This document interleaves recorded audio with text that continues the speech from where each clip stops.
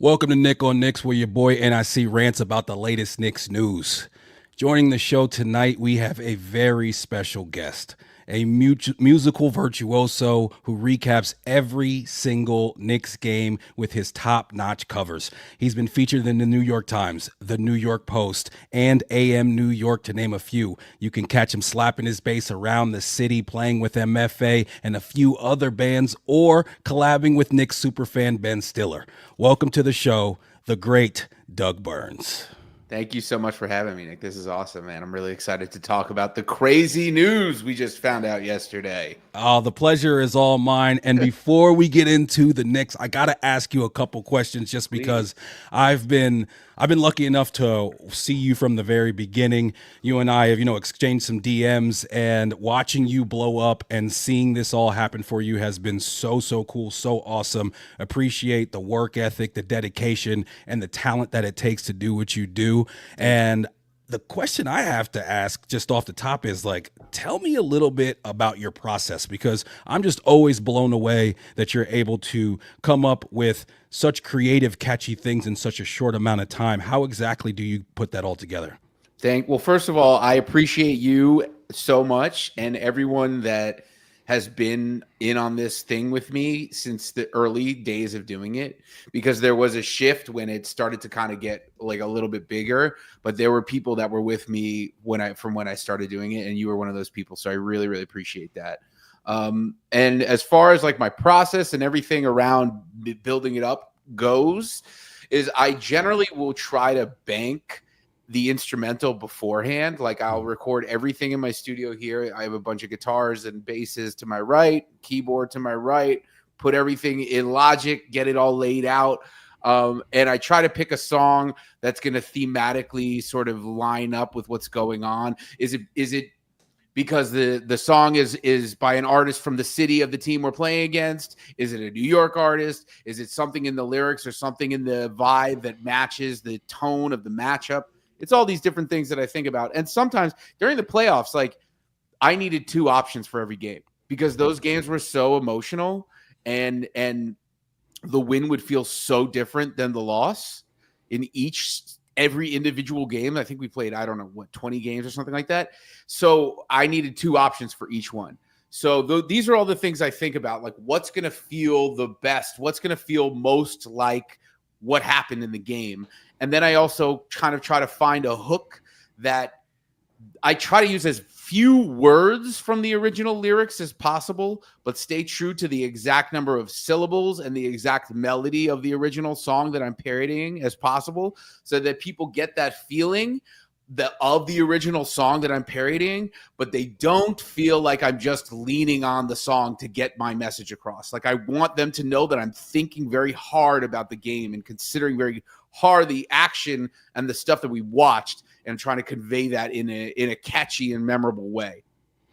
I mean, it's amazing what you do. As somebody who, watches and has loved this team for a long time, some of the references that you make and some of the different things that you say within, it's like, okay, this guy is not just somebody who's like trying to blow up off of the Knicks. It's not a Knicks for click situation. Like it's very clear to everybody how dedicated you are. So clear, and I got to hear about this because the new Knicks super fan is Ben Stiller nowadays. Like Right. it was Spike for all those years. There's been a lot of different people who are consistently showing up at games, but him, I mean, Chalamet is definitely up in the running as far as here recently. He's been getting a lot of pub, and you can tell he's a true Knicks fan as well. But how did that come together, man? Because when I saw that, I mean, I was so pumped for you myself when I saw that you were actually in the same room with them. Like, how did that come together?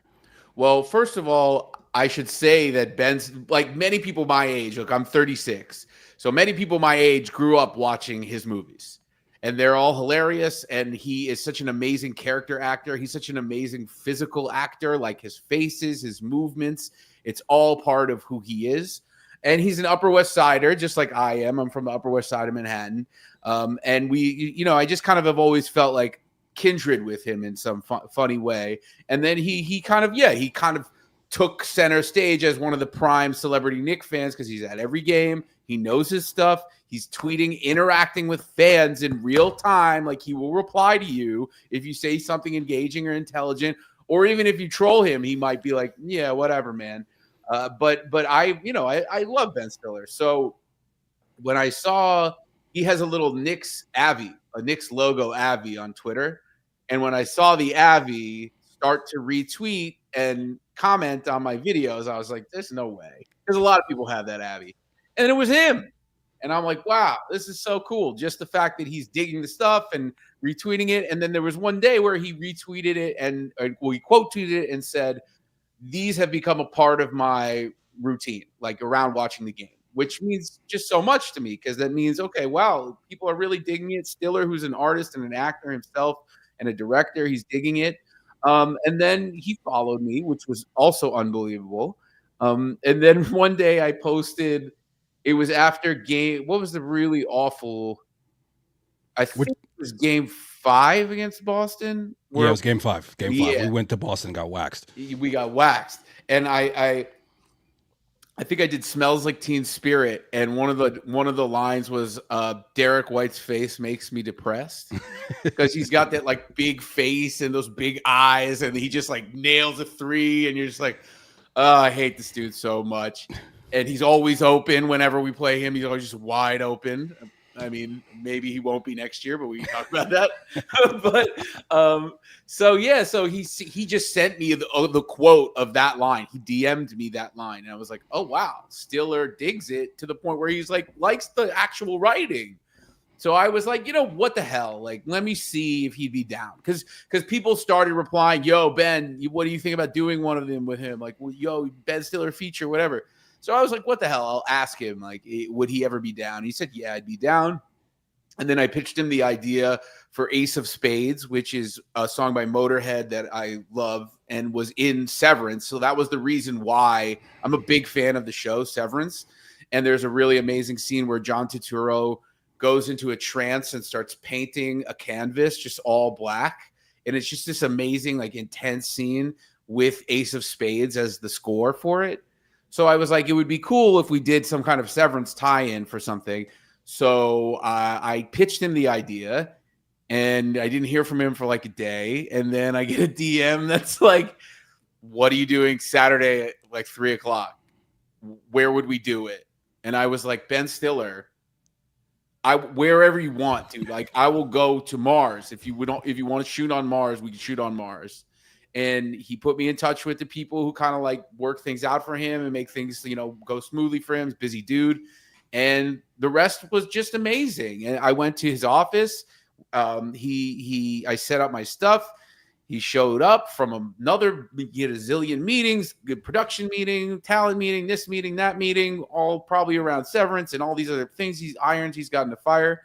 And he shows up. And here's the real thing that tells you who the guy Ben Stiller is, the character of this man, is that this was after Pacers game 2, which was a miserable, miserable loss. And for me, after I had confirmed with his people that we were going to do the recap, I went to that game. And I'm sitting there. Brunson brings the ball up with 40 seconds left or something, with a chance to tie it. And in my mind, I'm like, not only is this game on the line right now, Stiller being down to do this thing with me is on the line right now. And Brunson puts the shot up, and he misses the shot. And I just sink into my seat like, that's it. Ben's not going to want to do this. Like, why would he want to do? That's my cross to bear, a loss. But the next day, I texted his people and I said, look, the song is done. We're going to do something nice for the fans. And I got a thumbs up reaction from them. And I was like, we're still on. So he comes into the office and he's got this like really long face. And he looks at me and goes, what the hell happened? I'm like, I don't know, man. But like, I just want to tell you, it means so much to me that you're still willing to do this. He was like, yeah, I almost canceled, but I decided I had to come through. And I was like, yo, Ben, you're the man. And not only did he come through, he just gave it his all. Like, he was so physical and intense while we were recording. He almost knocked me over. Like, that's how into it he was, because he doesn't do anything halfway. That's just his acting style and his way. So that was that experience, which was mind blowing and unbelievable, just to perform like with that energy in my presence. Just it was just awesome. Awesome. Very, very cool. I mean, I've been a huge fan going back to, I was a fan of his pops, going back to, Yes. watching Seinfeld back in the day, Of Frank course. Costanza. And then, I always thought it was so cool that he was like the great TV dad on two different shows. And it was totally like unorthodox because King of Queens as well. He was great in. And then something about Mary is like, a top 5 comedy all time for me. So yeah, man, that's a great experience, and thanks for giving us a little bit of a peek behind the curtain there. Yeah. Let's talk a little bit of Knicks, We because have to. yesterday at around, I don't know, 2:30, 2:45 Eastern, the Shams bomb drops, and the New York Knicks, they tell Thibs that they no longer need his services. What were your thoughts, Doug, when you first found out that Thibs was out as the head coach of the Knicks? I'm going to be 100% candid. I have a good relationship with the Knicks. I am a massive fan of the team. I have the utmost respect and reverence for what Tom Thibodeau did for this team over the last 5 seasons, as far as bringing it back to respectability. The idea of making the playoffs in 2019 on an annual basis was absurd at the time. And now it's something that we've all come to expect and take for granted. And that's all because of Tom Thibodeau. Now, with all that being said, I was over the moon. And this is not to dance on the grave of a guy who is a great coach and somebody that the players seem to care a lot about, especially Brunson and Hart seem to have a very good relationship with, and beyond basketball. And that's significant. The reason I feel this way and the reason I was excited about it was because I felt very strongly that Thibodeau got outcoached against Indiana. And my honest opinion is that the Knicks only have so many years with the group that Leon Rose, in my opinion, has expertly put together. They only have so many years to win a championship. And I did not see any changes or any metamorphosis within Thibodeau's style and coaching approach that was going to allow us to break past a team like Indiana, let alone a team like Oklahoma City, who is basically a supercharged version of Indiana. So my opinion is it was absolutely the right call. That does not mean I think Thibodeau was a bad coach. It doesn't mean that I thought he did a bad job. I think there were clearly some moments in this season where he made some big miscalculations. And I'm sorry, there's a siren going by. It's New York City, man. It's New York City, bro. That's what it is. Where he made some severe miscalculations. I also think that we are in a position as a franchise where we've exhausted a lot of our draft capital. We've traded a lot of young players in service to him, which is fine because he's a winning coach and he knows how to win games for us. Thank you to New York's bravest. We appreciate you so much. But which is fine. Like it was all part of this process of creating this winning team that we have. Now, that being said, we don't have a lot of money to spend. We don't have any draft picks to trade. So it's time to get real about where you're going to find and develop depth on this team. Thibodeau did not get real about how to do that. So these are all, and there's a plethora of reasons that we should talk to talk to each other about in context of things that happen throughout the season. I'm sure we're going to get into like different moments and things like this. But it's not that I think he did a bad job, but I do think that his coaching style with this group of players, which is a very particular, extremely talented, but also limited in specific ways that don't mesh with his philosophy, I think it was the right move to say goodbye to him. So I'm going to do the same thing that you did, and every other person that I've seen talk about this, whether it be, on the big networks or smaller podcasts than mine, which there's not too many that are smaller than mine. And, or it be, everybody, when they talk about this, the first thing that they do is they go ahead and they throw out that disclaimer of, listen, I really appreciate what Thibs did. I appreciate the fact that he brought us straight from the basement. I mean, pulled us out of the mud. We had all these years. The my favorite is the Fizdale when he's smiling and the Knicks are getting waxed by like 40. And it's like, yo, we had all these years. I mean, Derek Fisher, like, come on, yo. Finally, we got a serious adult in the room.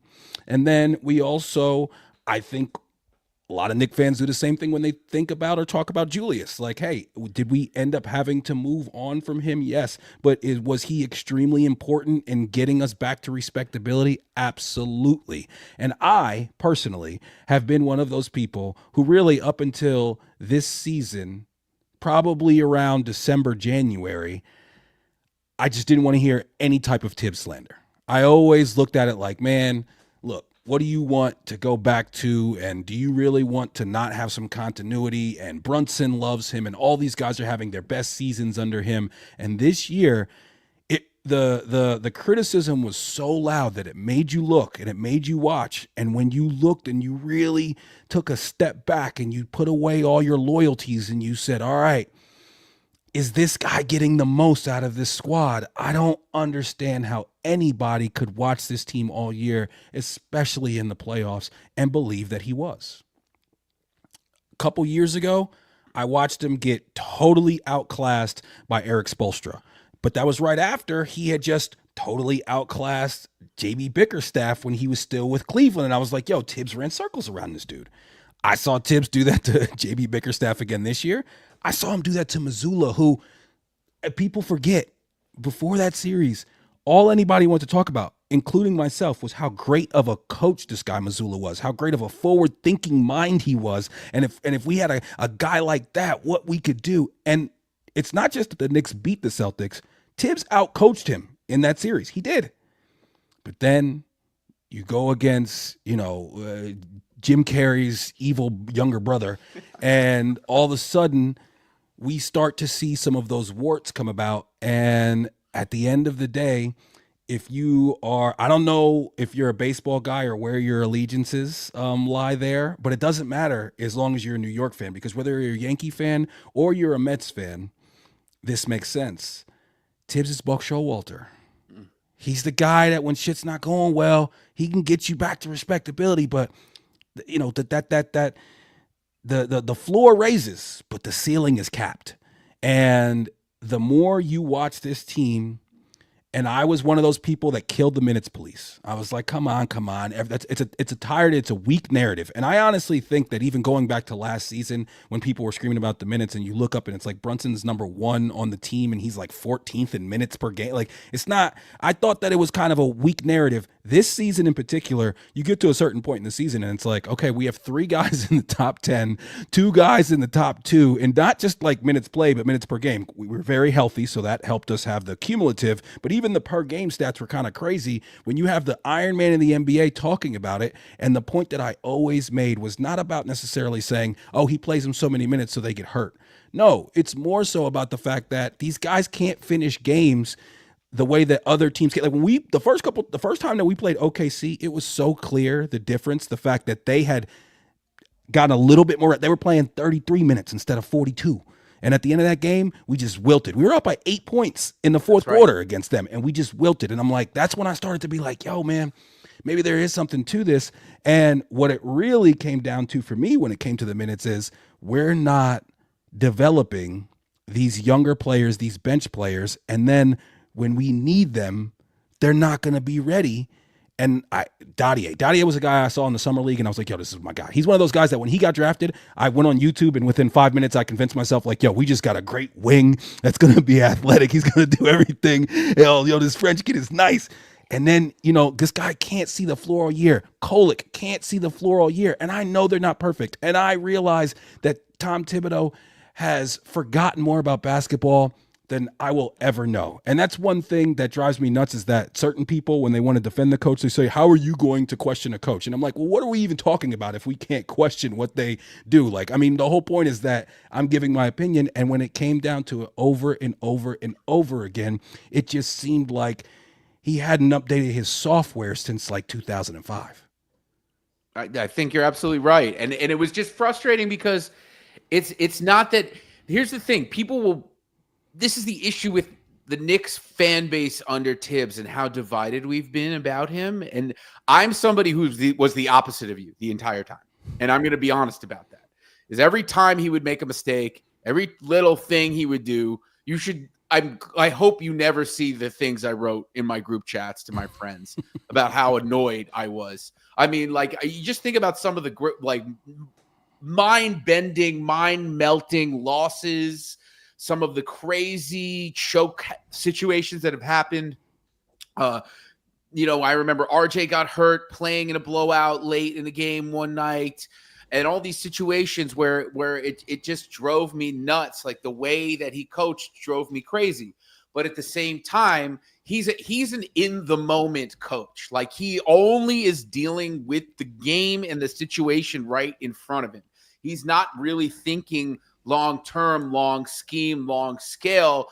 And that has its benefits. Obviously, we are night in and night out. Like if Nikola Jokic, the MVP, doesn't show up to the office against a Tom Thibodeau team, gets his ass beat.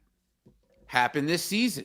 The best player in the NBA, arguably, got his ass beat because he wasn't ready for the intensity. He wasn't ready for the Thibodeau-led fire. But at the same time, we're in this situation now. Over the years, younger players get frustrated with Thibodeau because he doesn't give them a chance, right? You're in a situation where you're playing Charlotte in December. Why not see? Is Huckporty a hooper? Yes. Is Kolek a hooper? I think so. A lot of people think he's the worst defender in the entire game. I don't know. But I don't know. That's the thing. Dadier, 6'9", 3-point touch. Those two things on paper alone make me want to see and know. So moving forward, especially when we don't have cap space and we don't have picks because we invested in Bridges, it's time to know. You can't have Quentin Grimes go to the media and tacitly ask out. You can't have Obi Toppin have leaked audio arguing with Thibodeau and then getting traded, 4 weeks later. These things cannot happen to this team anymore. Young guys need to be involved, or they need to be moved for other young guys. We need to find deeper fits to lengthen the strengths of this team. Now, what I think is so interesting about all of this is I bring up these two glaring examples. Emmanuel Quickley and RJ Barrett being traded for OG Anunoby.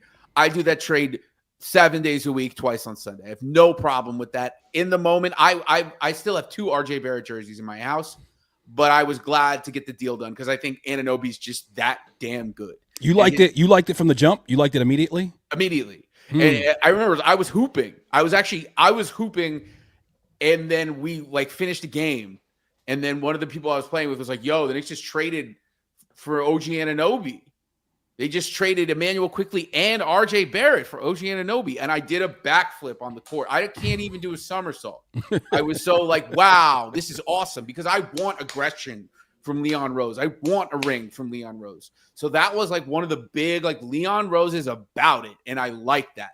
And that was big for me because so I say the Knicks did a good job turning the assets of Emmanuel Quickley and RJ Barrett into a really core essential piece. Now I take issue with what happened with Grimes and what happened with Obi Toppin, because it's not that I think those players are world beaters. I just think that those are both players that if you had them in the 2025 playoffs off the bench, we might be having a different conversation right now. And I don't know if it's even possible. I can't even. No McHale without Grimes. That's right, of course. We go back. But the point is, we're talking about guys that could have gotten a crack and they didn't. And it's because of Thibs, and it's okay. But now, Thibs almost did the same kind of thing where he rubbed certain players the wrong way. But now we're talking about Mikal Bridges that you rubbed the wrong way. And it's that's the guy that the Knicks invested their draft capital in. That's the guy that the Knicks pinned their hopes on. You're talking about trying to turn Cat into a player that he's not. That's another player that Leon Rose was I believe this man can win us a championship. So now you're toying with much higher stakes if you're Tom Thibodeau. If you're square peg round holing Mikal Bridges and Karl Anthony Towns, I'm sorry, it's like a bit of a slap in the face to Leon Rose. So now, like, you have to pay the price. And I think Karl Anthony Towns is a dynamic player who can score in a multitude of ways. He's not a great one-on-one, off the dribble, just slow half-court player. He's an excellent high post player. He's an excellent three-point shooter. He's an excellent passer out of the high post. And I don't know how many times I got to see those things happen. He's also a good roll man. And I don't know how many times I got to see him do that. And you also had a situation where Mitchell Robinson returned to the lineup and was ready and was healthy and was playing extremely well. And it took till game 3 against Indiana to really give him run with Karl. And you also had another situation. Nick, I'm sorry. I hope I'm not ranting too much, but these are all things I feel in my heart about this situation. I appreciate you giving me a platform to express it. Josh Hart was struggling. Phenomenal player. Spiritually, an extremely important player to this team. He is the soul of our squad. He is the fire. He is the second chance rebound. He is the fast break. That's Josh Hart. But the fact of the matter is, he shrinks the floor with his inability to consistently hit the three. And his defense on the perimeter comes and it goes. The Knicks have a player on their bench who consistently hits the three, and his defense is there night in, night out. And his name is Deuce McBride. And I wonder to myself, why did he not play more this season? Why did he not start in certain situations? Why is it that this guy's position, this guy's role is just earmarked, set in stone, no matter the matchup? These are the things where he loses me. And these are the things where I hope the next coach that they bring in can think creatively. Okay? You have a team like Indiana. Indiana, their greatest feature is their pace. And that starts with their guards. I mean, Siakam and Obi Toppin ran the floor like just gazelles. It was unbelievable, the performance they had against us. But it all starts with Halliburton being able to make that initial pass, or TJ McConnell being able to push it up the court in freaking 5 seconds. Or even Ben Shepherd being able to find a spot and you didn't even see him get there. So these are all things that are like, you need a speedy defender who's smart out on the floor. And I really think Thibodeau put us in a lot of situations where the tool, the answer, the player was there, and he didn't go to it soon enough. He didn't go to the guy, the counter, the obvious counter. And it's funny because Rick Carlisle's the opposite. Rick Carlisle played that dude whose name I can't even remember, Bradley. I never really saw him play before this series. Tony Bradley, and then also Thomas Bryant just raining threes on us in game 6. And that's the thing is, like, you never give a Tommy Bryan a chance to, or Johnny Bryan or anybody, these guys, to have a chance. They never have this chance on the Knicks. They don't even get a chance to have a game like that with this Knicks team. That's I mean, listen, epic rant there. When I hear an epic rant by Mr. Berns, it makes me want to say excellent. Listen, man, the Knicks were at a point when we got Thibs where we needed a guy who took every single night extremely seriously. That's what this team was missing. That's what we needed. That's what this franchise was missing. We needed that at first. But now we have bigger pictures that we're trying to paint. And when you do that and you have a bigger canvas, sometimes you got to take a step back and see the whole canvas. And Thibs is so singularly focused on winning that you have games where we're up by 30 and the starters are still in the game, and Rick Brunson is going over and having to tap him on the shoulder and say, hey, get these guys out. And again, the whole injury part of it, I think that's so random that I don't really I don't really feel like, oh, you're leaving them in too long, they're going to get injured. But when it does happen, like you said, when RJ or when a Julius does come up lame late in the game that you seem to already have in hand. I totally forgot the Julius shoulder injury was in that same situation. Yeah, we were up by 13, and I still say that was a crazy, crazy dirty play by Jaquez. But at the end of the day, yeah, man, you look at those plays sometimes, and every Knicks fan forever will always remember the January Knicks of last season, where it was like, we're 12-2, we're beating all the best teams in the league, and we're waxing them, and we never got to see that team because Julius ends up getting hurt. Again, I don't put that on Thibs, but it's also about like, hey, man, we can give a guy like a Dadier and Kolek, let them get some extended minutes right now. Let's see Landry Shamet and DeLon Wright later on when we had him to the team. Let's see them get out there. And I thought that the big thing that Thibs did that showed his serious, like, just deficiencies is the fact that he ended up doing what everybody was asking for, but he waited until game 3 of the Eastern Conference Finals. He acknowledged that we were all right. Everybody was right. He acknowledged it, but he just did it way too late. And then when you see how DeLon Wright and Shamet perform in that game 3, and all of a sudden we look like a team that can guard against these Pacers. We look like a team that can finish strong against these Pacers because our guys aren't running to the ground and we're coming at them in waves just like they are to us. All of a sudden it's like, look at this. We got something going here. Deuce is playing more. We got these other two. We got Shamet playing more. We got DeLon Wright playing more. I was screaming for DeLon Wright over Campaign since the regular season. Campaign had a great game 1 against Detroit. That fourth quarter, game 1, 11 points, fantastic. Other than that, he is one of the most unserious basketball players I've ever seen. And that game 2, where he dribbled himself into the fucking ground and gave the ball up, and then looked over and saw Brunson coming in for him and decided to chuck up an early 3. I was like, I don't ever want to see him again, Shoot that motherfucker to the moon. He can do all his dances and shit that he wants to do on the side, but I don't want to see him in between the lines ever again. Give me DeLon Wright, please. And, DeLon Wright comes in. He's not the best shooter in the world, but he's a defender. His layup game could definitely use some work, but he's a defender, man. He was giving us commit, and he's a serious basketball player. He's not doing silly shit. You know what I'm saying? And so, I just thought that when we made that pivot at that point, to me, that's when I first started thinking to myself, because I looked at that one of two ways. Either somebody from upstairs came down and talked to him and said, hey, Thibs, you need to make this adjustment.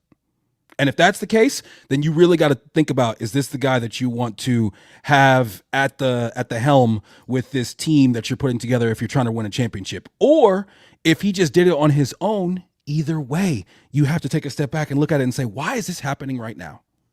Why is this happening right now? You're telling me that Landry Shamet couldn't have helped us and gotten us, some really good minutes throughout the season? You're telling me that game 1, we might not win that game if, maybe those guys are a little bit more fresh. And then at the end of the day, as you said, the whole Josh Hart thing, I love Josh Hart, man. There's no better player. He's got the perfect name. He wears the perfect number to be on this team in this city. I love Josh Hart. But at the end of the day, Josh Hart is a really good sixth man, 25, 30 minute a game type player. There's going to be some games where he plays more depending on time and situation. But when I really just was like, okay, I'm over it with Thibs because this is not something that he's seeing in practice that I'm not seeing. This is not him understanding more than I do. Game 4, Josh Hart had the worst game I've ever seen him have. Horrible. I mean, we don't expect Josh Hart to shoot well, but the turnovers. Josh Hart was really good at driving to the basket and finishing. He's still good at it, but the book is out on him. It's just like when a hitter in baseball comes up and comes out of the minor leagues and he's killing it, and now they find out where the holes in your swing are, and now they're going to start throwing to those, and now you got to make the adjustment, and we're going to find out if you're really a major leaguer or not. Well, Josh Hart, the rest of the league figured out that, hey, give ground on him in the open court and just meet him at the rim, and then if you do meet him at the rim, everybody else, he's going to get up in the air and throw it to the shooters. He said it on the Roommates podcast. He said out loud that I don't even know what I'm doing when I get up in the air. I just get up in the air and try to figure it out. And guess what? Everybody else has figured that out, Josh. And you are basically throwing an outlet pass for Indiana's fast break, and they're running the other way. And that was so annoying with the turnovers. He ended up having 5 turnovers in that game. But even more than that, man, the falling asleep on defense. I mean, guys were just cutting back door on him. It was just a horrible, horrible showing from him. He played 36 minutes. And it was like it seemed like nobody on the team was processing the Deuce played 15 minutes in that game. He Makes played no 36 sense. and Deuce played 15, and Deuce was giving us good minutes. Deuce is the best on-ball defender for Halliburton that we have. As you said, he hits the 3 at volume. And the thing about the analytics and all the other things, and this is my biggest criticism of Thibs, is that I'm not a person who's married to the numbers in the analytics. I think sometimes the nerds go too far, and I think Missoula was a good example of the nerds going too far. Hoisted by his own petard, as you would say. They couldn't hit a goddamn shot. Couldn't hit a shot. But at the end of the day, Thibs. When you have this large amount of data that is the entire regular season and the playoffs, and it says very clearly that the Knicks starting lineup is not a good lineup. Right. It's just not. It's not. And if you take Josh Hart out and you insert Deuce, that is the best lineup that we have, and it's not even close. When there's that much data, I don't care what you see and what you think and what your philosophy is as far as basketball. When there's that much data, you got to take a step back and say, all right, let's run this lineup out here a little bit and see what it does. And I think he deserves some credit, a lot of credit for the things that you highlighted when we first started speaking that he did in Detroit, in the Detroit series and in the Boston series. I mean, the fact that he was willing to trust Cat to switch out onto wings against Boston deserves credit, deserves respect. The way that he was able to just say, listen, my veterans are going to make plays against a young team in Detroit. Ultimate respect to Thibs for just saying, yo, Brunson, go out there and get it. Go out there and they're hyping up Asar Thompson to be this elite defender, but you're Jalen fucking Brunson, dude. Like, go get it. And he did it. He ended the series with a crossover in space and nailed one of the best shots, like one of the most momentous shots in Knicks recent history. We should say that. No, I'll give it Knicks history. Maybe of all time. All time.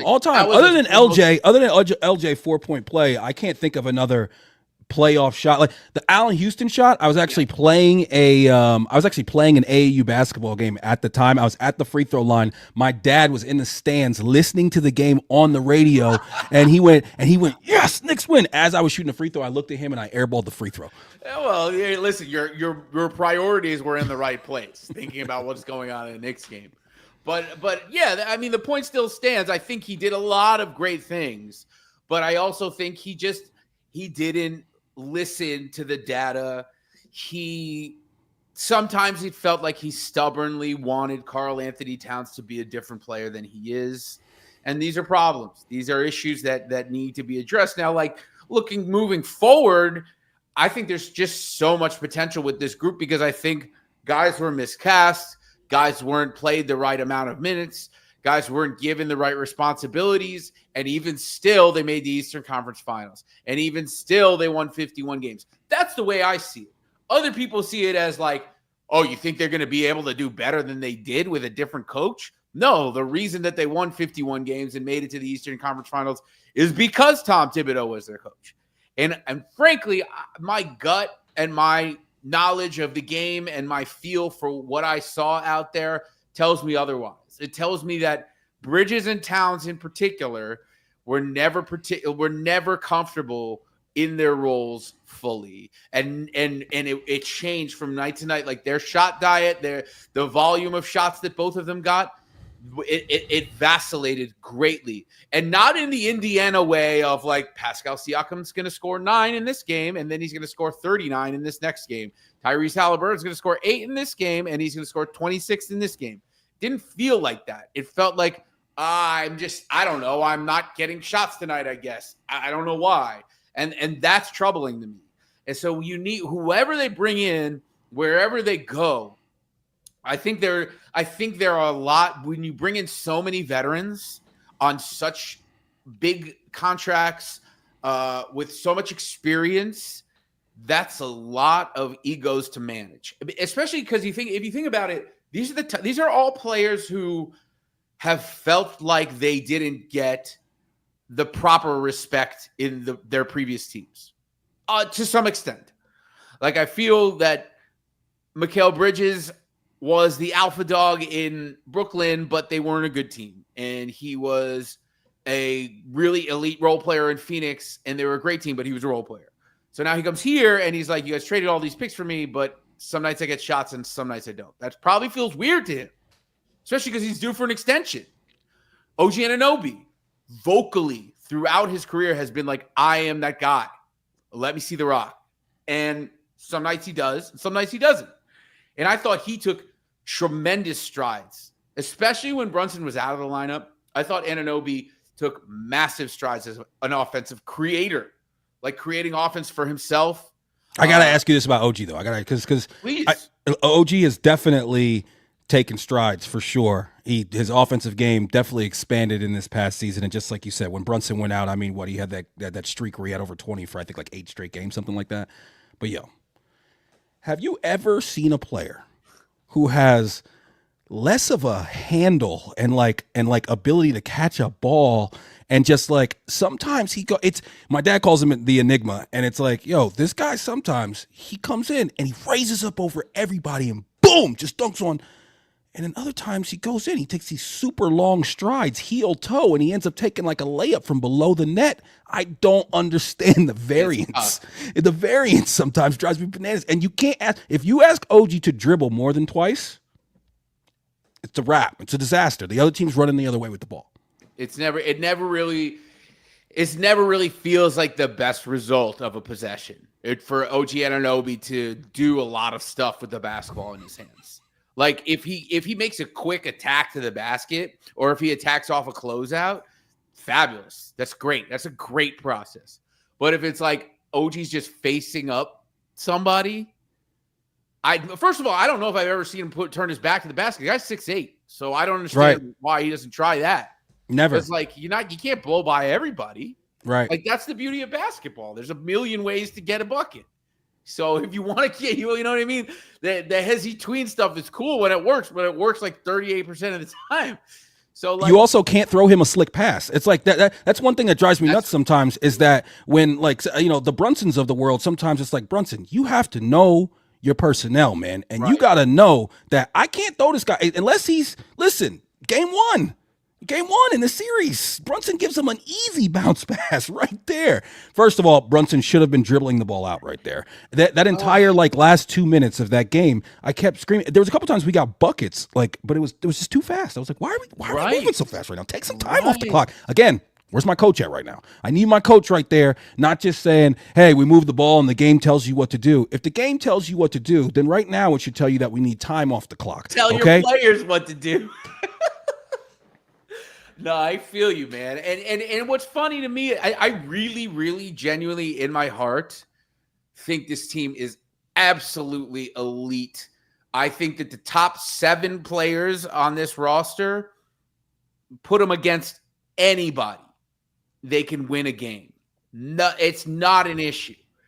It's just a matter of managing and informing everybody what they're supposed to be doing. And I think Thibs was very used to Derrick Rose or Julius Randle, or, being with these teams where there are a lot of players off the ball that it makes sense for them to be off the ball because they're not as good as the guy on the ball. That is no longer the case. And Karl Anthony Towns, I think he's an extraordinary player, all NBA player, but he is a conundrum for a coach. It's hard to know what to do with him exactly, because some nights finishing over both shoulders, driving, getting contact, finishing through contact and one, hitting three threes out of 5 attempts some nights. And some nights it's drive and fall over and you're not in the play coming back the other way, or you're in foul trouble by the second quarter. Like, and this is hard. It's not easy. Like Thibs' job was not easy this year. Mikal Bridges, another player. Like we're talking about all like I think the theme with all these players that we're talking about is inconsistency, and it was his theme with this team. Like on a given night, they might be world beaters or they might be lost. And I think that there are ways to really set a system of like, how do we move without the ball? Who are we screening for off the ball? Like, how are we create? Because this team has 4 elite defensive players out of maybe 9 that will play on a given night. This team has, I would say, 6 elite offensive players. So this team can win with their offense, creativity, movement, motion. Like that's what I think, that's where we go. That's where Cat can really become a floor spacer. If we can run lineups, how, like, because on the one hand, it's like, this is so complicated. We don't know what to do with a guy like Cat. Is he a 4? Is he a 5? Is he this? Is he that? Or some matchups, certain points in the game, we go with him as our 5 and we get everybody out on the perimeter. And some matchups, we get him and Mitchell Robinson terrorizing the glass. Mitchell Robinson always available and help. So Cat's fine. If he gets blown by, no problem, because we have 3 great help defenders around him. So this is what it is with the Knicks. Like, you can't just do your program of winning basketball. You have to look at this personnel and say, yo, you go here, you do this, you do this. We are creating a shot for Cat right now.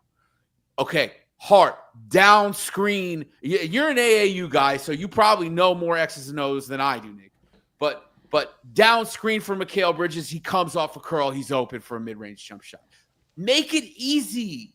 There are ways to make it easy. I really believe that not only will that give guys confidence, it'll make it feel like we're not Sisyphus pulling the boulder up the hill to get a basket. Like, it can be easy with this group. Similar to my football team, to compare them, I'm a Jets fan, and I felt like for years, we're never scheming anybody wide open. Every time that we throw a football to somebody, there's somebody right on top of them. They got to make some great catch, and with, a guy's right there. And it's just like, that's how the Knicks offense feels. Everything seems so difficult. We are lucky to have Jalen Brunson, who can score in a phone booth and, is an absolute weapon everywhere on the floor, even though he's the smallest guy. And like you said, Thibs has had guys like Julius Randle before. He's had guys like Derrick Rose before, who you can give them the ball, and their gravity and the way that they play is going to lead to actual offense. So you don't actually run a ton of sets. But like we've seen, when it comes to Julius, when you get to the playoffs and defenses get better and they're game planning for one team, and now all of a sudden everybody puts all their attention to him and he's got an Elfrid Payton to kick it to, shit don't go so well. Now, when you got Brunson, things can still go well if you're running that type of offense. But at the end of the day, you watch some of these other teams play, the Clevelands of the world, the OKCs of the world, and you can see, the Pacers.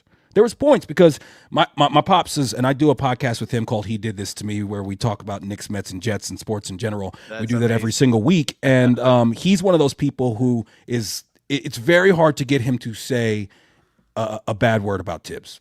Now, I will say, he's here recently been kind of like, what the fuck? But, when you watch these games and you watch this team, it is so hard to understand why. Just watch the Pacers. When we were watching one of the games, I was like, Dad, watch the set that they run. They run the initial set. If that doesn't work, there's a second set. There's a back screen. There's all these things happening. And the Knicks, remember like the beginning of the season, we started off a little bit slow. I'm pretty sure we were 5-5 after that loss against Chicago, where Brunson shot the ball from the baseline and it rimmed out. After that, was that the Kobe White hair foul? Yes. Game? Yes. Never forget that. So annoying. Yeah. again, Josh Hart, again, some of the stupid shit he does. I mean, it's the one thing you can't do right there. But anyway, We love you, Josh. yo, I love Josh Hart. I do. I love Josh Hart. But in that after that game, we went on like a nice little streak. And remember what that like Knicks offense looked like when we were, like fifth in the league in offensive rating, and everybody Cat was catching the ball out high, people were cutting back door, and the Knicks offense just looked amazing. Yeah, holding the ball up, throwing it, looking the other way, all that shit, right? Mm-hmm. Well, guess what?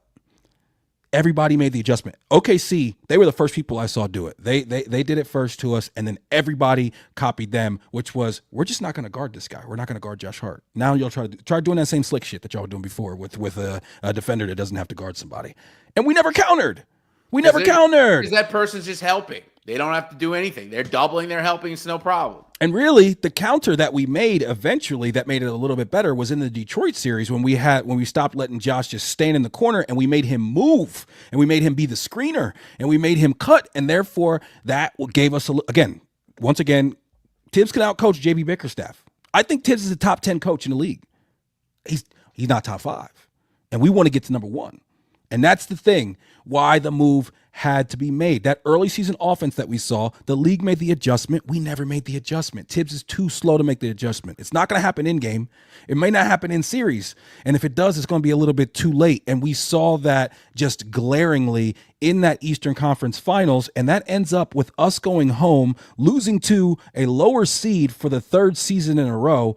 And yo, man, at the end of the day, I'm sorry. We were better than the Pacers. I think that as a roster, team, top to bottom, we are better than the Pacers. We have guys like Shamit, like DeLon Wright, like Precious, when he's absolutely forced to be in a game, can come in and can make an impact. Huck Porty can come in and make an impact. I'm not gonna say that Dottier and Kolick and those guys can, because I haven't seen it, but I've seen it with these other guys. And when he was forced to put them in, they came in, they made the impact. Who knows what kind of impact they could have made if they were a little bit more consistently used. And I think Deuce is the perfect example of that. Remember the series that he had against Detroit? He was horrible. I was calling him Miles. I was like, yo, I'm not calling you Deuce right now, dog. You don't get no nicknames. Your name is Miles. Yeah. But then against Boston, he gets it going, and then he plays pretty well for the rest of the series, for the rest of the playoffs. But there's a lot of games where he's playing 14, 15 minutes. And I heard somebody make this point, and it's a perfect point, because Deuce is a guy who gets a lot of elevation on his jump shot, right? So he goes through some leg injuries. So I'm sure that really did probably, impact his jump shot. Seems like he was about as healthy as he's been all season around that Boston series around that time, right? The thing about Deuce is with the way he plays, with that jump shot that gets a lot of legs into it, everything, he's a guy that needs consistency in his role to be able to play. And then when we got to the very end of the season and it was all over, you saw his post-game comments. You saw what he said. He said, I thought a lot of things that happened throughout the season, they showed up here at the end. And then he doubled down and said it a second time. And Deuce is not some inflammatory, dude who's out here saying wild shit. Clearly, and now the reports are coming out that about 7 players were pretty much out on Thibs. And there was 2 players that were pro Thibs, and that was Josh Hart and Jalen Brunson, predictably. And then I saw BKE, they had a spaces earlier where they said that Karl Anthony Towns, it's not known whether or not he was one of the players that was pro or against Thibs. But at the end of the day, you cannot, and I know so many people want to be loyal to this coach. I don't know how anybody can watch this team this season and come out of it saying that Tom Thibodeau maximized these players and is the guy to get us to the promised land. The word that Deuce said in that exact post game that you're talking about that made me go, ooh, he said the E word, exposed. And I was like, that sounds like Thibs lost him. Because whatever you thought about the Bridges report back in February, whenever it was about the minutes thing, there were signs that he was losing guys. And it's like some piece came out, James and Fred do an amazing job. And they try to be objective and honest about what happens. And they kind of intimated that Karl was getting lost in certain situations and in coverages and stuff. And that's just so it all sounds to me like a little bit of losing guys faith in what you're trying to do, and not enough of the coach coming to them and being like, yeah, what is it that I can do for you to make this easier for you? Because that's not his style. He's old school, man. He's like, my program is my program. So at the end of the day, I think that the Knicks were proactive, they were intelligent, and people want to paint this as a Knicks for clicks. Oh, Dolan came down and told him to do it because he was mad, and this is dysfunction. How are you going to fire a guy who just got you to the Eastern Conference Finals for the first time in 25 years? All that stuff is funny and easy to say, but it's just decontextualizing, and it's revealing the fact that you didn't watch the team day in and day out like we did, like the real fans did, like the players did experiencing the games. And this is all to say that I think the Knicks made a really strong move to try to stem these issues and be like, listen, we have the locker room is changing. It's different now. We brought in Bridges. We brought in Cat. We have new rookies that we want more out of long term. So let's get on top of this. And the BKE space was interesting. Like they said a name, Jason Kidd, which I was a little like, word, that's what it is. We Jason do not Kidd. need that. Listen, Dallas fans, the things that they hate about Jason Kidd, relies on ISO too much, doesn't play his young players enough. Like, it's all the same shit. No. Unless there's some backdoor handshake thing involving Jason Kidd's relationships. Giannis? Something like that. Like, unless there's something like that, I'm not really interested in Jason Kidd. Do you want Giannis? Do I want? I honestly, yeah, of course. I would. Cat Bridges and a pick for Giannis. You're in? I think you have to do it no matter what it is. Because I disagree. Why? I'm curious. This is interesting. Because this is the thing. I don't think that Giannis and JB match well together. I think that you need to put Brunson in a situation where he has floor spaces around him, and he is a player that needs the ball. He has to have the ball in his hands to be effective. He's not like, some off ball, amazing like shooter. That's not his game, right? And Giannis is also a guy who you can't just park Giannis in the corner. Like, Giannis needs the ball in his hands as well. And so I don't really see that working. I honestly think this team is currently constructed. If you play a true 5-out system and you have a ton of guys cutting back door, and we're actually like running a lot of the things similar to what the Cavs ran last year, I think that's the best version of this team. I don't buy this whole Jalen Brunson and Cat don't fit well together. I think they fit perfectly together. Totally. One of my biggest issues throughout the entire season is, why don't they run more pick and rolls? I watch other teams pick and pop. Yeah. I watch other teams just absolutely pick and roll us, pick and pop us to death. Right. And we have what seems like to me should be one of the best duos at that there is. And it seems like they never ran that shit. And I never understood that, man. And I will say that some of that is on Brunson, and I love Brunson. He's my Lord and Savior, whatever. But at times, sometimes where he ran the pick and pop with Cat and didn't just immediately pass it back to him when Cat popped, and he's standing there, and Brunson's now just dribbling. He's got to get a little bit better at that, and I think he will. But he also needs a coach that's on top of him to get better at that. Remember at the beginning of the season, Brunson was kind of iffy on what exactly, who he's playing with now, and he was dribbling a little bit too much, and then he turned it up. He started assisting more, and I thought that was good, but I thought that we kind of just fall back into our old ways all the time when it comes to this team. And I think a lot of that is on the coach. The coach is not holding them to task. And that's the thing. It's that, guys are always like, well, sometimes you got to talk about the players. And you got people like Ray in the chat saying, well, trading for Mikal Bridges and giving up 5 picks wasn't on the coach. Listen, Mikal Bridges, when he blocks Jason Tatum's shot or he steals the pass or whatever it is, don't nobody give a fuck about no picks at that point. But at the end of the day, Bridges was not consistently put in his best optimal position to be the best player that he can. There was times where we emphasized it. There was times where we said, okay, all right, beginning of the game, we got to get Bridges going. Seems a lot of times when we're down in the fourth quarter, we start off the fourth quarter with, hey, let's go Bridges. But we just didn't do that consistently enough. Our concepts weren't strong enough. And whether it be when it comes to the defense, when it comes to Cat playing in the drop or not in the drop, and Cat has gotten way too much slander since the end of this playoffs. People 100. forget how he had a great, there's multiple games that he won by himself almost. The reason that we won was Karl Anthony Towns. But at the end of the day, whether it be that the players are not doing it because they're not being coached to do it, or they're being coached to do it, but they're just not listening, either way, the coach has got to go. The same result is the same result on the floor, 100%. I'm pro Giannis because I think that if you bring him in, no matter who remains, he's the best player on the team. And that's why I feel like it's just an upgrade. It's an upgrade talent-wise. But at the same time, I really very much believe that with a deeper bench and a stronger, as a great word that you continually used in your last statement was concept, a stronger concept of what to do with this talent, I think that they can win a championship with the players that they have now. Plus, I think a stronger bench creator, somebody who can find a way to get Ragu back. If you just take ship out campaign and make that Ragu, and the whole team is totally different because he gives us the deep 3-point shooting that we need, the secondary ball handler, and he's a dog.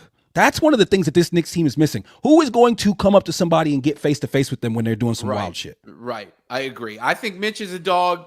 I think Payne is a dog. That's why I love Payne. Because he's a freaky, he doesn't give a shit. That's why he'll give you a hard foul for sure. Yeah, that's why I like him. I mean, he may not.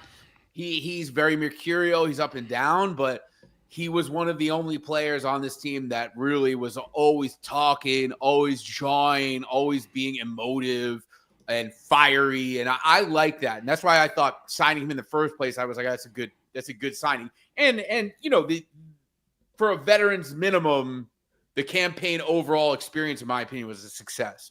But we need more. We just need more guys who can draw attention with the ball in their hands. And if you get one more guy who can do that, and it doesn't have to be, it could be Karis LeVert, man. Like, it could be anybody who could, like, just dribble the basketball competently and be like, oh, he might shoot it, he might pass it. I don't know. Like, if he could put any doubt in the mind of the defense about what he's going to do, because that was also a killer thing. The one killer thing about that starting lineup, personnel-wise, was there were these just stations on the offense that the ball would go to, and you knew what was happening. The ball was going right back to Jalen Brunson. There was no unpredictability, no surprise in any of the actions. Especially when they kind of getting those dribble handoffs on the perimeter, like, we all know we're just setting screens for Brunson to get Brunson the ball back. Everybody's expecting it, and he's a monster, so he might get you a bucket anyway, but, like, he might not. So add some flair, add some unpredictability. The one thing, I was not a Julius guy. I respect, again, we do not make the playoffs or even sniff the playoffs without that extraordinary season he had in 2021. But the one thing that Julius really, really was able to do that we missed badly this year was draw two to the ball and pass the ball out. So we really only have one guy that really scares people, scares defenses in that way right now. And that's something the Knicks need to take a look at. And they know that. They know. It's so obvious to me also with the firing and with all the rumors and with the thing that Shams said, they're going to be really aggressive, blah, blah, blah. And with Leon Rose's track record, he knows it. His head is not buried in the sand like some of the people we interact with on Twitter. He knows this team needs improvements in very specific ways and very specific areas. And he's going to attack those areas. And you can say what you want about the Bridges deal. He attacked weaknesses that the Knicks had by making that deal.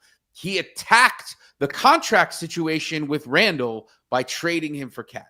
He is a proactive president of basketball operations. So I think we're going to be good. I'm excited. I'm pumped. Like, I think getting rid of Thibs with the group that we have now, it depends who we bring in. Bring in somebody. I think Johnny Bryant's an awesome option because you saw he was a massive part in transforming Cleveland's offense into what it looked like.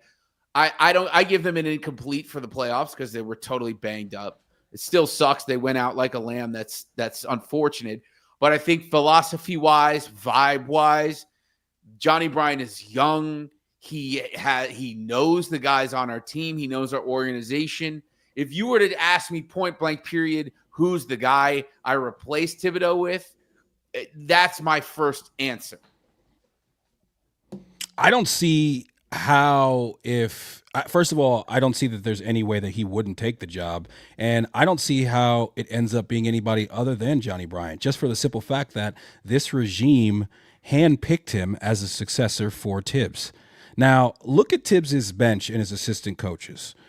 He typically has, he's got that guy Dice K. He's got, Mo Cheeks back there. Mo Cheeks ain't doing shit. Mo Cheeks hit up Thibs and asked him to borrow some money, and he said, I just put you on the bench. You don't even really see him on television. You don't even see him. You got like Othello Harrington over there. Listen, at the end of the day, this is another observation I saw. Somebody said that when you go to games, if you watch, every coach in the NBA, when they call a timeout, they like huddle up with their assistant coaches before they talk to the players. Thibs don't do that. They say he uses his assistants less than anybody. And remember, back when he came to the Knicks, Leon Rose and the Knicks brass, they picked his staff for him. They did not allow him to just bring in whoever he wanted. And there was Mike Woodson. There was Johnny Bryant. And guess what? All those guys, they end up leaving. And Johnny Bryant going and once Thibs gets the extension, deciding, okay, I'm not the heir apparent here anymore. They just gave him a 3-year extension. I'm going to go ahead and I'm going to go be over here in Cleveland and showcase myself and then see if maybe I can, parlay that into a head coaching job. He wants to be the coach of the Knicks. And now he's right there. Why wouldn't we? Why wouldn't we go ahead and bring this guy in? I watched a video yesterday of him talking about elite spacing and how it's not just about shooting and how important it is. And we know for a fact, just as you said, and who is that? Sunday T, he brings it up right here.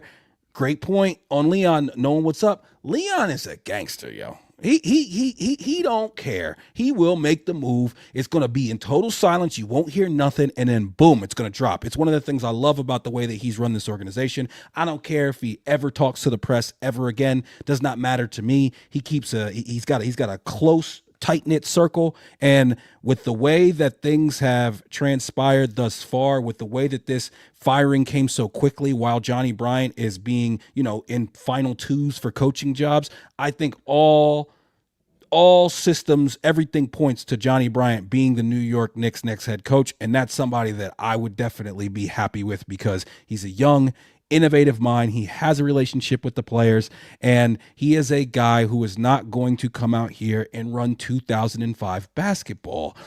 Other than that, Sam Cassell is a name that I think could be I've always just felt like, even when he was a player, I was like, that dude's going to be a great coach someday. That's the type of player he was. In my opinion, he crushed us in 94 when we played against Houston in the finals. And overall, I mean, I don't really see a whole. I don't want Jason Kidd. I don't want Jay Wright. You do not. Now it's just too much leaning into this Villanova thing, and the guy's not. He's not a pro head coach. Like, I want a guy who has at least been in the pros, even if it's not head coach. I want a guy who's been working in the pros. Mike Malone. If it's Mike, I would honestly I'd rather have Thibs than Mike Malone personally. I don't understand what Mike Malone is. Thibs West. I mean, I don't get that Correct. at all. Correct. So, I mean, you and I are both in agreement that we think Johnny Bryant is the guy and will be the guy. And I was watching CP talk about it yesterday, and when there's certain BKE CP, when they start saying stuff, I start listening. When Ian Begley went on CP or went on KFTV the other day and he brought that up, I was like, yo, Thibs might be out. He might actually be out. But tell me, other than Johnny Bryant, are there any other candidates that you would be happy with as the Knicks coach? I guess Dan Hurley, kind of. He's already come out and said today that he's not out. interested. He's like, I'm not doing this. I'm not doing one of these summers like this again. I'm not doing it. And Dan, listen, Dan Hurley, his surly attitude with the New York media and with guys who are making millions of dollars, I don't see it, man. Yeah, it feels like Larry Brownish or something. I don't see it. I don't know, man. It's really tough. I'm thinking of an assistant, Chris Quinn, might be interesting. I just like the idea of like young and fresh and sort of a peer with these guys, and not somebody who's coming down from the office with the you do this kind of attitude. I just kind of want somebody who can have a relationship with these players. That to me, that Mikal Bridges report just keeps sticking in my mind of like of a player that really wants to be able to see eye to eye with a head coach and express his opinion and feel like he's being heard. And I think that's totally reasonable for a veteran of his stature and his status in the NBA to want that out of a coach. And I think whoever it is, it's somebody that I just can't get the Johnny Bryant idea out of my mind. It just is too right. Because he does not only does he have the X's and O's ability and vision, he also has a very noted and noticed ability to relate to his players. That's great communicator. Always been a great communicator. The only person who could step to Julius, they say. Who is like one of the most, you want to talk about mercurial players, Julius Randle, up and down and all over the place, man. We lived it for 4 years. So again, I don't know. I don't see, because Johnny Bryant did not get the Phoenix job. So and BKE and everybody has sort of reported that the coaching search is going to be extensive. There's going to be a lot of interviews. You're going to hear a lot of different names and a lot of different candidates. And I think that's a good thing. It feels like due diligence to me. But at the same time, I want the Knicks to go for innovation, for creativity, for youth, for excitement. And I just think it would make a whole, after 5 years of Thibodeau, regimented, hard-nosed, to really great results for the most part. You need a different voice. That's the theme you keep hearing, different voice. Who brings a more different voice than Thibs, than Johnny Bryant? I don't know who. I don't know who. Do you have any other candidates that are like, I would be down if it turned out to be this guy? We're on the same sheet of music, because Quinn would be the other guy. But other than that, I mean, I got all my eggs in the Johnny Bryant basket. I mean, I've been saying this since the middle of the season. My dad is always like, dude, why are you so into this Johnny Bryant guy? Right. I'm like, I'm telling you, man, when he was our assistant head coach, we were better. I thought that the guys were more accountable. Some of the issue with evaluating this year's Knicks is that they're such the polar opposite of last year's Knicks, where they, no matter what, every single night, we're just going to play with a certain level of tenacity every night. And it was easy to fall in love with that team. It was fun to watch that team. And this team was the exact opposite. The most Jekyll and Hyde team, the most frustrating team that I've ever watched as a fan of any sport, just because certain nights it was like, wow, this team is the best team in the league. And then other nights it was like, I don't understand how it's game 5 of the playoffs and we come out and we look like we're not ready to play. We look like mentally, schematically, intensity wise, we're not ready. And I have such a hard time with that. And the ups and downs this year, the peaks, the valleys, it was a really, really frustrating year as a fan.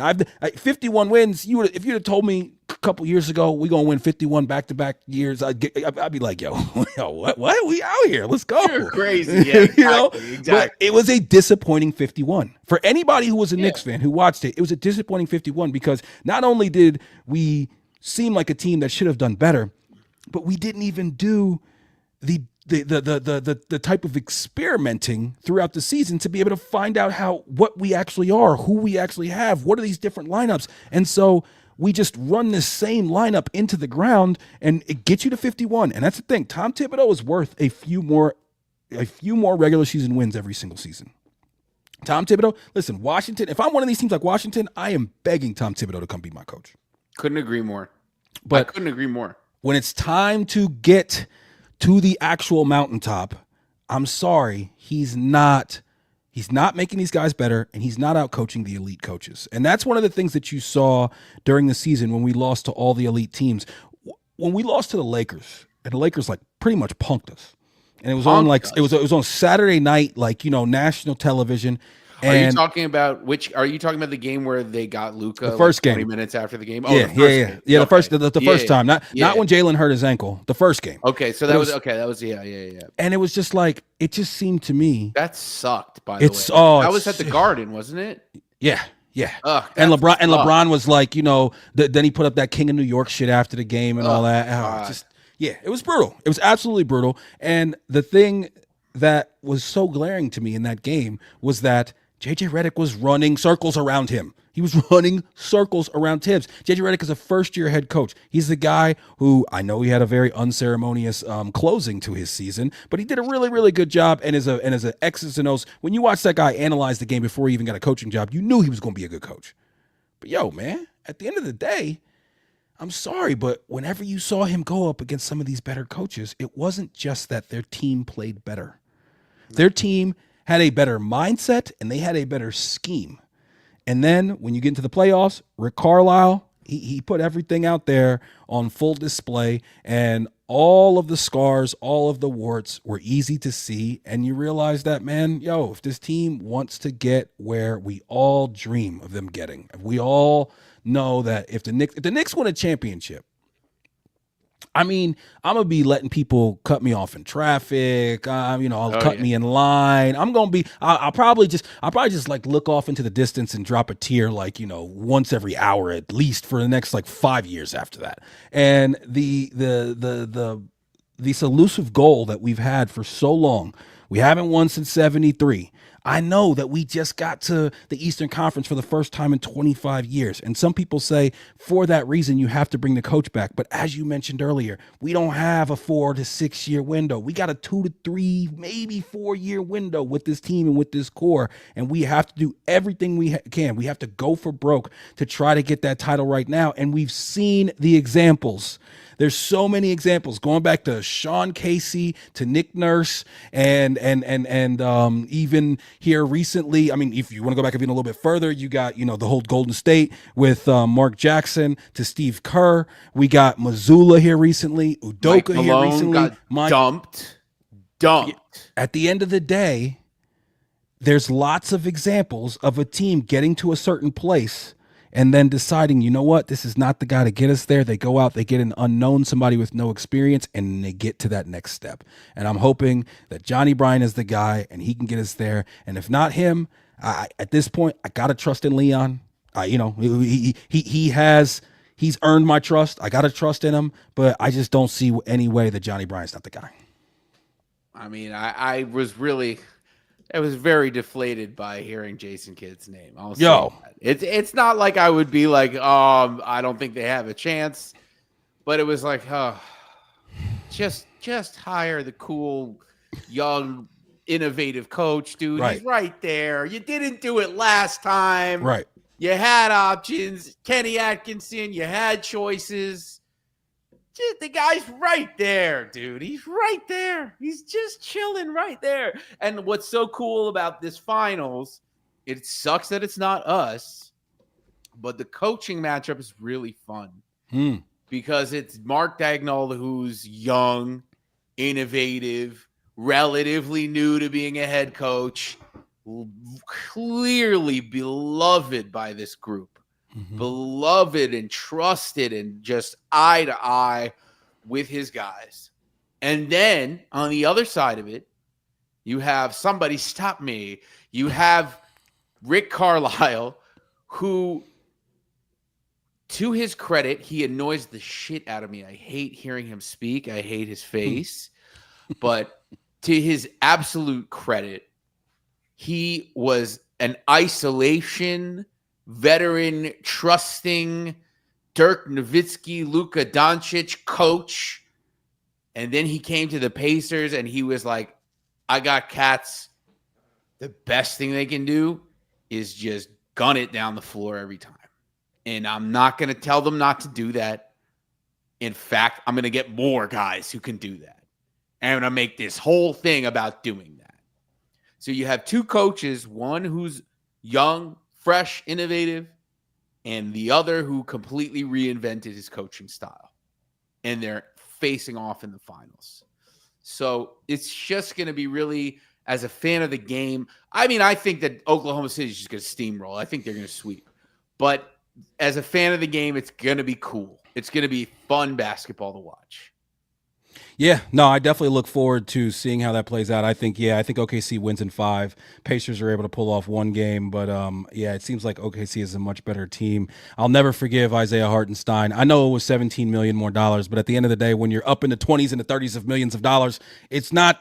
Nothing in your daily life is going to change, and that was the beginning of us never seeing the January Knicks ever again. And it's funny when you watch this playoffs. There was one point in the playoffs where people were like, "Well," because during the season everybody was like, "Well, the Knicks won the cat trade." Then you get into the playoffs, Julius is playing really well. People are like, "Well, I don't know, did the Knicks win the cat trade?" By the end of the playoffs, everybody's back on like, "Yo, the Knicks won the cat trade." So a lot of times, man, especially this guy Cat, he gets way too much flack. You got people like Gilbert Arenas out here saying wild shit. Dude, it needs to stop. It needs to stop. You need to show respect to this excellent, high character basketball player who's been through a hell of a lot as a person and is a good person.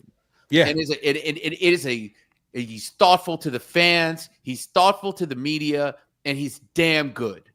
And I'm you got me ranting. My neighbor gave me some rum punch. I've been enjoying it while we've been here. It's disgusting. Is that neighbor Jamaican by chance? He's from Trinidad, actually. Trinidad, okay. Yeah, I'm Jamaican, and we definitely enjoy our rum punch. That's for sure. Yeah, he gave me the Angostura frozen. It was frozen when he gave it to me. Nice. But the point is, we don't need to talk about this for too long. That was atrocious, and it's not the first time this year, just this season, that this has happened, and it needs to stop. Well, you got Gio calling it, from Boomer and Gio, which I used to be a big fan of Boomer and Carton back in the day. Ever Carton had his issues and he was out, and then Gio's just calling him a loser and da da da da. And it's like I made a comment on it on X. I got like 400 likes where I said something about like it's kind of like calling a man who has accomplished way more than you can ever dream of a loser is kind of wild. And then the Gilbert Arenas shit, it's like, dog, first of all, y'all are in this same fraternity. So if you want to talk about his game, that's one thing. But this is the second time now where you're like doing all this like, homophobic and, saying certain things. And I'm sorry, but pissing away millions of dollars because you needed to bring a gun into your workplace over a card game. If you want to talk about being a bitch, that's about some of the most bitch-made energy that you can have. And also, like, all these people out here that want to talk about how Cat is too zesty and this and that and how he talks. First of all, y'all not from the East Coast. You're not from Jersey or Connecticut or from New York, because everybody knows Dominican dudes who are just like Cat. Everybody knows that a whole lot of them are just like that, just like Cat. Yo, go look at baseball and look at all the Dominicans dudes over there and how they conduct themselves and whatnot. Like, that's just where he's from. And also, the other thing is like, yo, you doing all this talking about how zesty and everything and all this other stuff. I mean, you ever seen Jordan Woods before? He's doing okay. Even, and like, just like bringing it back to hoop, like, you're going to call a guy, like, we can sit here, and now I'm hot. Like, now I'm hot. Because I love Cat. Love him. And the day that the trade happened, I was dancing. I put on Celebrate by Kool and the Gang, and I danced. You're going to sit here and you're going to tell me you can't fire the coach because he took you to the Eastern Conference Finals. But the guy who brought teams to the Eastern or to the conference finals 2 consecutive years is a loser. So which one is it? Make What it make if sense. what if he's actually just a bad motherfucker with the basketball? And you got to show some respect at some point for what he did. Clearly injured, had some huge games, never quit, never stopped, never asked to come out of games, never took a game off the entire playoffs. I would not be surprised if a report came out that he had some kind of procedure done. He did on his knee and his finger, his ligament in his finger, and he got his procedure on his knee already. So I saw the word treatment. Does that mean they actually cut him? Like, I don't know. I don't know what that means, treatment. I don't know either. And they probably, if they don't have to, they probably won't let it come out. But at the end of the day, man, listen, Cat is definitely somewhat of a polarizing player. There's times that he drove me nuts. I don't understand why he doesn't understand the fact that, like, you just don't leave your hands at your sides and just, you're 7 feet tall. If you just did like this, you just put your, it would really make things a lot harder for guys sometimes. And the times when he's in drop coverage and the guy pulls up in the lane and shoots it right in front of him, and he's been in the league for 10 years, and that's been an issue for him for some time. So I can't even put that on the coaching, but I'm hoping that some young mind can get across to him these little simple things that it seems like most people that know basketball know, but he's wildly skilled. And when you take him and you actually just maximize what he can do, Cat has to shoot 7, 8 threes a game. He has to. It doesn't make sense to have a guy that can shoot, who's the best big man shooter in the history of the game, and you don't run an offense that forces him to take 5, 6, 7 threes a game. It does not make any sense to do that. And yeah, all the other noise, all the other people that are out there saying wild disrespectful shit about Cat. You know what, man? When he gets to hold up to Larry O'Brien, and when he gets to walk down the Canyon of Heroes and get serenaded by the New York Knicks faithful, and as a guy who, Cat and I grew up about 15 minutes away from each other in New Jersey. And, you know, I know where he's from. I understand that. See, people who are not from the city, they don't realize, like, when they're like, oh, look, Cat's putting on his New York accent. It's like, what y'all don't understand is that all of us have that. All of us have to code switch sometimes and can speak a little bit more in, you know, that real East Coast New York accent. And sometimes we can dumb it down. And sometimes you kind of go back and forth between them. It's just, the guy gets so hyper analyzed for all these other things other than his actual game. And it's so frustrating. And like you said, it needs to stop. It needs to stop. But you're totally right. Like, you're totally right about the fouling and the defense, and it's all true. But, like, you have to respect a man. You have to show you have to show respect for the character. You have to show respect for what he does for the community outside of ball. Like, it's one of the better human beings in the NBA. Right. From the outside looking in, I don't know him. I've never met him, but I think the unanimous opinion of people that know him, one of the best people. He went to a soccer game in Minnesota after he got traded. After he got traded, he went to some kid's soccer game in Minnesota because he had met him and said that he would show up. Come on, man. He's a great guy. Do you know why? Yeah, exactly. You just said it. Why did he go? Because he said he would go. Same with Ben Stiller. Why did he come do the video with me? Because he said he would do it. Okay? So I think we have the players, the skill sets, we have the character, and it just all needs to come together and get unlocked. And I think it's very, very possible. Very possible.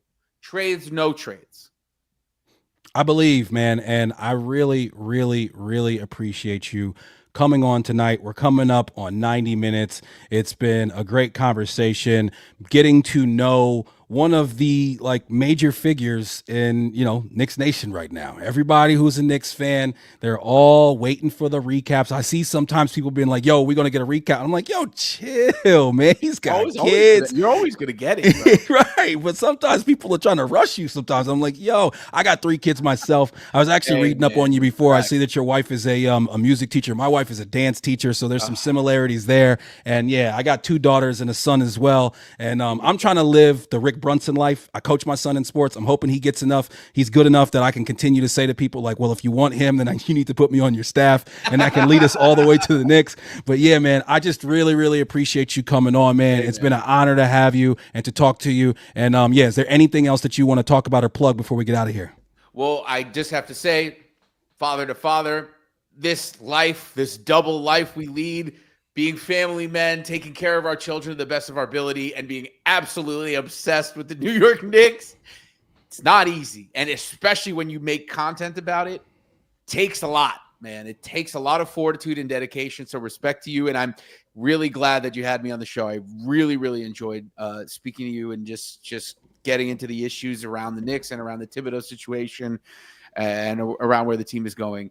I'm going to drop a best of recaps in the next coming weeks. So follow me. And I'm still making content. Like today, I made a Thibodeau song parody saying goodbye. I think I did so respectfully while acknowledging the real reasons why we said goodbye.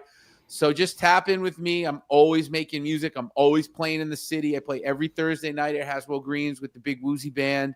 I just put out an album with Emefe, E-M-E-F-E, called Forward. Super funky, amazing horn section. Really proud of the music that we wrote and we recorded. So I'm everywhere, man. And the Knicks and music and New York City, that's my life. That's me. So if you're into any of those things, just tap in with me. Tap in with Nick, and let's go Knicks, man. Let's go Knicks. Yeah, down in the description, you will find a link to Doug and his stuff. Definitely go down there and check that out. Really have quite a few eyes on us right now between X and between YouTube. Make sure you hit that like, hit that subscribe, hit that share, and just, yeah, man, it's going to be a very, very interesting offseason. Once again, appreciate my guy, Doug Berns, coming on. It's your boy, N.I.C., and this is Nick on Knicks. Peace. Hey!